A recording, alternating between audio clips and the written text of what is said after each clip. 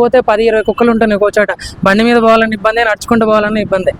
So దానికి ప్రత్యామ్నాయం ఏదో ఒకటి చూడటం అనేది చాలా బెటర్. దానికి సుప్రీంకోర్టు ఏదైతే ఇచ్చిందో అదైతే నిజంగా మంచిది. మరి ఈ సినీ ప్రముఖులు అడవిశేష్ గారు కావచ్చు, మన చాలా మంది సదా గారు కావచ్చు, వీళ్ళందరూ వచ్చి దాన్ని ఆపేయాలి అని అంటున్నారు. వాళ్ళ మీద నీ అభిప్రాయం ఏంటి? ఫస్ట్ సినీ ప్రముఖుల్ని ఫస్ట్ కారు దిగి కింద గల్లీలో నడవమనో వాళ్ళకి బాధ ఏంటో తెలుస్తుంది.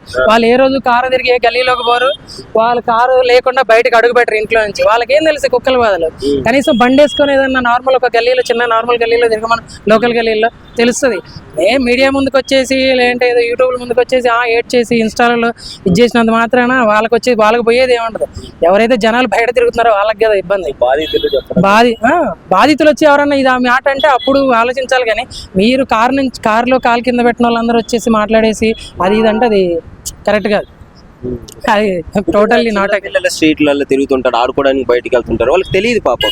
వాళ్ళ ఇంట్లో కుక్కలు పెంచుకున్నారు కాబట్టి బయట స్ట్రీట్ డాగ్స్ కూడా మనతో ఫ్రెండ్లీగా ఉంటాయి అనుకుని వాటి దగ్గరికి పోవడం.